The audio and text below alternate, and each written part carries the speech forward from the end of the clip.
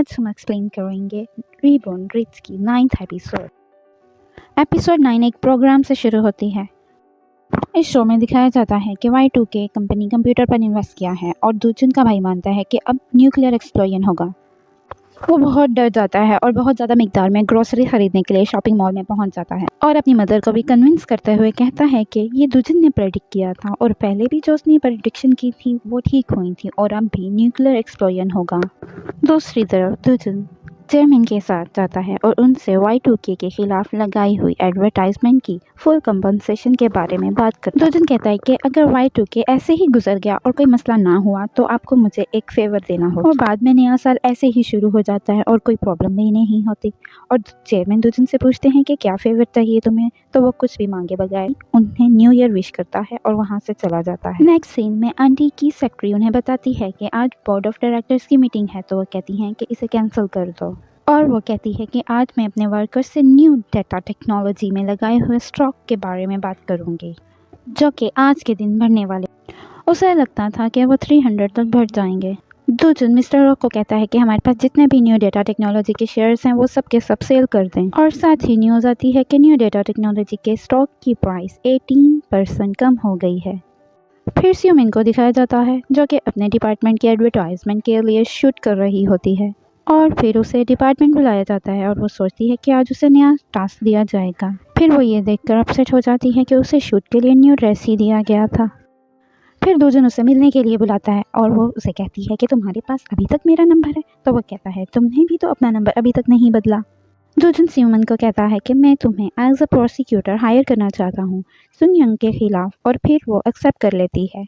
Stock prices बहुत ज़्यादा down होने की वजह से आंटी को बहुत ज़्यादा नुकसान हुआ था। वो बहुत शॉक में होती हैं और बेहोश हो जाती हैं और फिर उनकी सेक्रेटरी आती है और उन्हें उठाती है और सारी सिचुएशन एक्सप्लेन करती है। स्यूमिन फिर सुन के स्लश फंड के केस को करना स्टार्ट कर देती है, तो उसे पता चलता है कि सारे पैसे एक पेपर कंपनी में ट्रांसफ़र कर दिए गए हैं जिसका नाम सुन डेको है, जो कि दूजन की आंटी की कंपनी है। और उसके बाद वो मज़ीद इन्वेस्टिगेट करने के लिए कंपनी में रेड कर देती है। आंटी अपने हस्बैंड के पास जाती हैं और उनके हस्बैंड कहते हैं अगर ये इन्वेस्टिगेशन हो गई तो उन्हें जेल जाना पड़ेगा।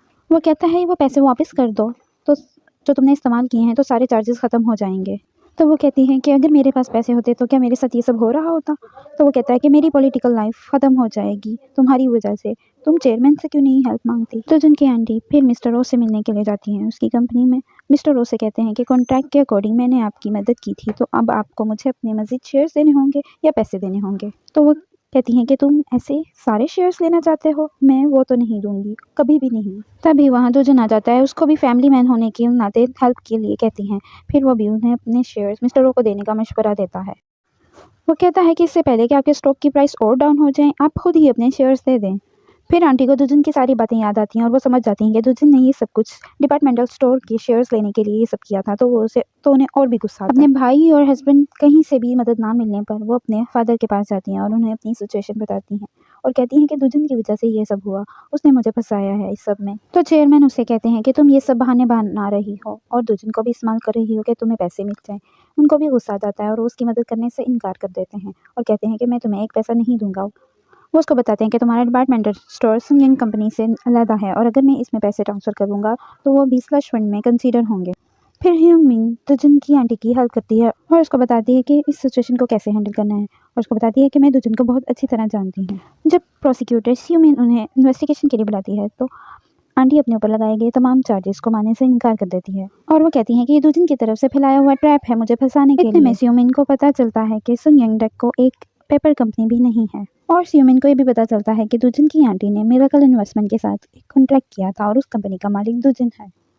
फिर स्यूमिन दूजन से मिलकर उसके कहे हुए झूठ के बारे में जानने की कोशिश करती है। आंटी अपनी सेक्रेटरी को जॉब से निकाल देती हैं और उस पर सारा ब्लेम लगा। फिर मिस्टर और दूजन से कहते हैं कि अभी तक तुम्हारी आंटी क्यों नहीं है, अभी तक तो उन्हें अपने शेयर्स दे देने चाहिए थे। फिर दूजन उनसे मिलने जाता है और देखता है कि उनके सारे एम्प्लॉयज़ बाहर प्रोटेस्ट कर रहे थे, तो वो उनसे पैसों की बात करता है और वो अपने शेयर्स देने से मना कर देती हैं और कहती हैं कि मुझे 2 महीने का टाइम दे दो, मैं तुम्हें पैसे वापस कर दूँगी।